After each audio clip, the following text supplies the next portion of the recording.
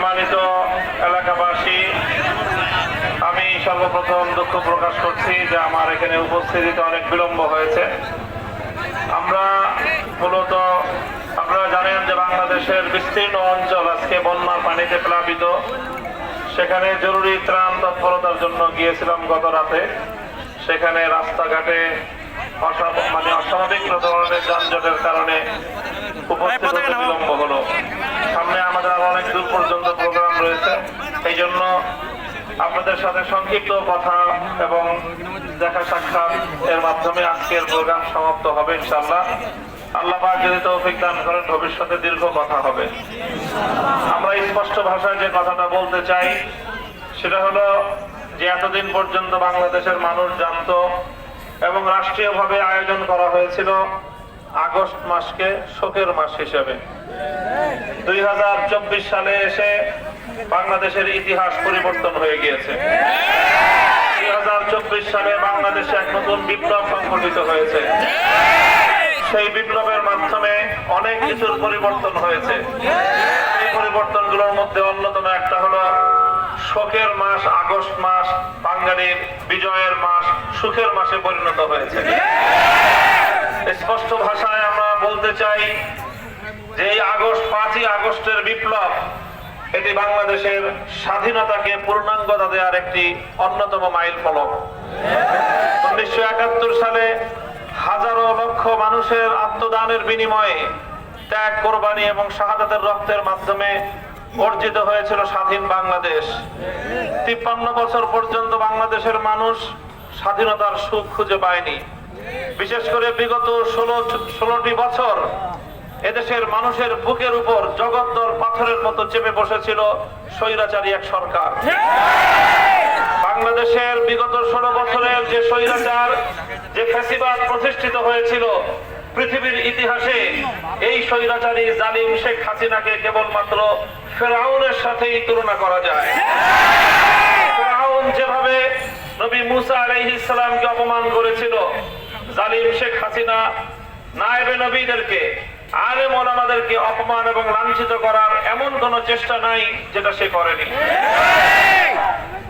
জালিম ফেরাউন যেভাবে নিপীড়িত নির্যাতিত বনি ইসরায়েলের মানুষদেরকে গণহত্যা করেছিল, আজকের যুগের নব্য ফেরাউন শেখ হাসিনা সরকার বিগত 16টি বছর পর্যন্ত বাংলাদেশের ইতিহাসের ঘৃণ্যতম সকল গণহত্যা চালিয়েছে। 2009 সালে পিলখানায় 57 জন দেশপ্রেমিক সশস্ত্র সেনাবাহিনী কর্মকর্তাকে হত্যা করেছে। 2013 সালে শাপলা চত্বরে 5ই মে হেফাজতে ইসলাম বাংলাদেশের নবী প্রেমিক তৌহিদি জনতা ঘুমন্ত তাহাজ্জুদ গুজারদের উপর নির্বিচারে গুলি চালিয়ে অসংখ্য মানুষকে হত্যা করেছে। 2021 সালে নরঘাতক গুজরাটের কসাই নরেন্দ্র মোদীকে বাংলাদেশে আনতে গিয়ে সে তার দেশের জনগণের বুকের উপর পাখির মতো গুলি চালিয়েছে। সর্বশেষ 2024 সালের জুলাই মাস জুড়ে যেই গণহত্যা পরিচালিত হয়েছে, যুদ্ধ ছাড়া পৃথিবীর কোন একটি দেশে এই ধরনের ঠান্ডা মাথায় খুন করার দৃষ্টান্ত বিরল। এবং দুঃখজনক বিষয় হলো এই হত্যাকাণ্ডগুলো পরিচালনা করার জন্য দেশের জনগণের ট্যাক্স এবং মাথার ঘাম পায়ে ফেলানো পয়সা দিয়ে লালিত পালিত আইন শৃঙ্খলা রক্ষাকারী বাহিনীকে অন্যায়ভাবে ব্যবহার করেছে। এই পুলিশরা জনগণের জানমালের নিরাপত্তা রক্ষাকারী হিসেবে ব্যবহৃত হওয়ার কথা, সেই পুলিশদেরকে রাষ্ট্রীয় ক্ষমতার অপব্যবহারের মাধ্যমে জনগণের মুখোমুখি দাঁড় করিয়ে দিয়েছিল। বাংলাদেশের যে অপূরণীয় ক্ষতি হয়ে গিয়েছে, অর্ধ শতাধিক নিরীহ পুলিশ সদস্যকে হত্যাকাণ্ডের শিকার হতে হয়েছে। কিছু দাগী লীগ, ছাত্রলীগ, যুবলীগ নামী পুলিশ লীগের কিছু সদস্যের অতিরিক্ত বাড়াবাড়ির কারণে নির্বিচারে ছাত্র জনতাকে গুলি করে হত্যা করবার দৃশ্যগুলো দেখে বাংলাদেশের মানুষের হৃদয়ে আগুন ধরে গিয়েছিল।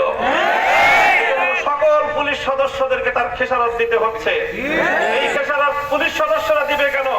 এই খেসারত দিতে হবে শেখ হাসিনাকে, খেসারত দিতে হবে ওবায়দুল কাদেরকে, খেসারত দিতে হবে আওয়ামী লীগকে, খেসারত দিতে হবে যুবলীগ, ছাত্রলীগ, হেলমেট লীগ এবং হাতুড়ি লীগ। আমরা পুলিশ ভাইদেরকে বলবো, আপনারা কাজে নামেন, আপনারা দেশের সেবায় নিয়োজিত হন, আর আপনাদের নিরীহ যে সকল নিরপরাধ পুলিশদেরকে হত্যাকাণ্ডের শিকার হতে হয়েছে, তার জন্য শেখ হাসিনা এবং তার দোসরদের বিরুদ্ধে হত্যা মামলা দায়ের করুন। শেখ হাসিনা বাংলাদেশ থেকে পালিয়ে গেছে। বাংলাদেশ থেকে পালানোর জন্য বাংলাদেশ 1 ইঞ্চি মাটি শেখ হাসিনাকে ব্যবহার করার সুযোগ দেয়। আকাশে উড়াল দিয়ে দিল্লিতে নরেন্দ্র মোদীর কোলে গিয়ে পড়েছে। এখানে আশ্রয় গ্রহণ করে এখন সেখান থেকে বাংলাদেশের স্বাধীনতার বিরুদ্ধে ষড়যন্ত্র করছে। স্পষ্ট ভাষায় বলতে চাই, ভারত সরকার কতদিন শেখ হাসিনাকে রাখতে পারবে সেটা আন্তর্জাতিক আইন আদালতের ব্যাপার, সেটা আমরা কিছু বলবো না। কিন্তু দিল্লিতে বসে বাংলাদেশের স্বাধীনতার বিরুদ্ধে চক্রান্ত করলে 18 কোটি মানুষ রুখে দাঁড়াবে। শেখ হাসিনার বিরুদ্ধে প্রতিশোধ গ্রহণ করতে গিয়ে ভারত আজকে তার সমস্ত বাংলাদেশের অভিন্ন নদীগুলোর বাঁধ খুলে দিয়ে বাংলাদেশের বিস্তীর্ণ অঞ্চলকে প্লাবিত করে দিয়েছে। ওরা মনে করেছিল বন্যার পানি দিয়ে ভাসিয়ে দিয়ে বাংলাদেশের মানুষকে ওরা দাবিয়ে রাখবে। আজ প্রমাণ হয়ে গিয়েছে জাতি ধর্ম বর্ণ নির্বিশেষে গোটা বাংলাদেশ আজকে বানভাসী মানুষের পাশে দাঁড়িয়েছে।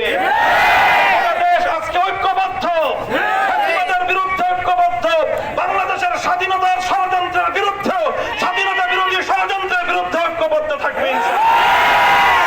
বৈষম্য বিরোধী আন্দোলনের মাধ্যমে যে বিপ্লব সংগঠিত হয়েছে, এই বিপ্লব চূড়ান্ত রূপ ধারণ করবে যদি আমরা একটি ইনসাফ পূর্ণ সমাজ গড়তে পারি।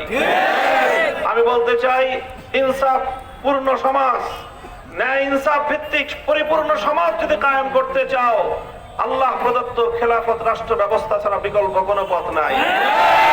তাই আসুন আগামী দিনে খেলাফত প্রতিষ্ঠার লক্ষ্যে আমরা সকলে ঐক্যবদ্ধ হব। বাংলাদেশ খেলাফত মজলিসের পতাকা দলে আপনারা শামিল হবেন। যুবকরা বাংলাদেশ খেলাফত যুব মজলিসের তোমরা শরীক হবে। ছাত্ররা ছাত্র মজলিসের সঙ্গে শরীক হও। ইনশাআল্লাহ আগামীর বিপ্লব হবে ইসলামের বিপ্লব। এদেশে কালেমার পতাকা উড়বে, ঝান্ডা উড়বে। খেলাফতে ইলাহিয়া কায়েমের মাধ্যমেই পরিপূর্ণ ইনসাফ এবং ন্যায় ভিত্তিক সমাজ আমরা কায়েম করব। পৃথিবী পূর্ণাঙ্গ বৈষম্যহীন সমাজ এই জাতি এবং দেশ উপহার পাবে।